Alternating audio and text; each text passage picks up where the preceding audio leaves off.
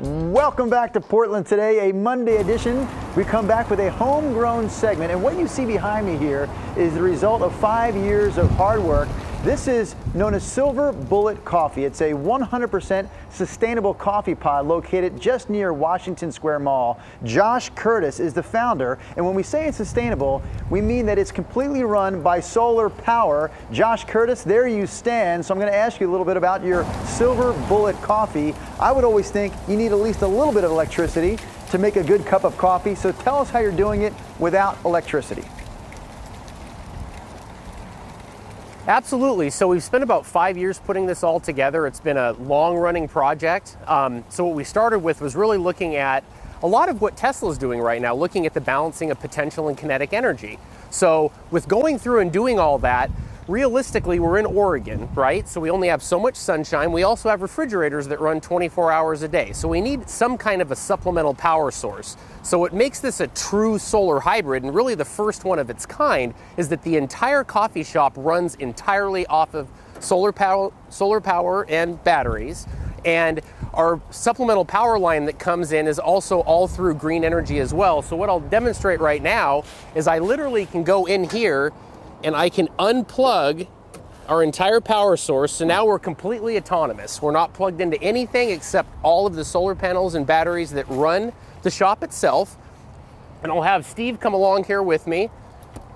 I'll tell you what I appreciate. Can I tell you what I really appreciate, Josh? I love how you got the sun to position itself right above your coffee pod there for the sake of this segment. That was nicely done.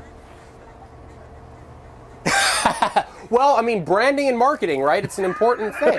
And speaking to that, I mean, we spent about 1.5 years trademarking the name of this itself. There's this little brewer in Colorado by the name of Miller Coors that wanted to have a little conversation with us as far as the trademark was concerned. But yeah, so after about 1.5 years of having some intense negotiations with them, we came to an agreement. We were able to move forward. We'll never be serving beer out of here, ever. There's a promise. How about one more, I guess, example or instance of how you're converting that solar power into making coffee? Yeah, so Steve's in here shooting, which you can see right now on camera, all the different aspects of the unit itself. So there's everything from all commercial grade stuff, from an espresso machine, drip coffee maker, refrigerators. Part of what you have to look at is how are you consuming that electricity? So you want the most efficient equipment as possible. So the design of this all started from the inside. We completely gutted this. This is a 1963 Airstream. We took it all the way down to the frame, and the electrical system in here is a DC over AC power system. So with that, we ran the whole DC side of the electrical system in the actual frame itself, and then built everything up from there. So to my left over here, this is where our power management system is. So on one side, we have the solar side that gives the readout from all of the different solar panels that we have on top and the voltage that they're pulling in. Then on the other side here, we actually have the battery management system, which I don't know if Steve will be able to swing around and get this necessarily, but these are the units that actually balance out the solar coming in and also supplementing any power that would be coming in from the pole, depending on when electrical devices turn on.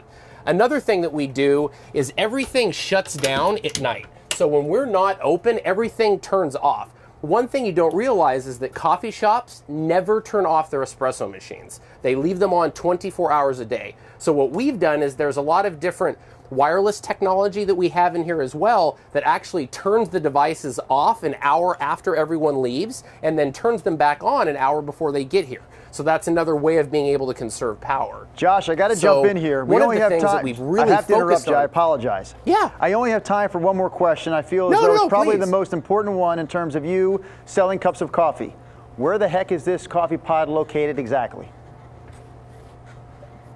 Absolutely. Okay, so we're full drive-through and walk-up. We're literally right on Washington Square property. If you're familiar with the area, we're literally in the same parking lot as the Thirsty Lion. You can't miss us if you come driving down. We're right across from Washington Square too, and you'll see the signs being able to lead on in here. It's really easy to get in and out. And we're open Monday through Friday from 6 a.m. to 7 p.m. And then we're open on Saturday from 7 a.m. to 6 p.m. and closed on Sunday. I'll say congratulations, Josh. It sounds like 5 years of hard work is paying off for you today. Silver Bullet Coffee, again, located just by the Washington Square Mall. We're going to transition now from coffee to candy because, of course, gang, this is the day.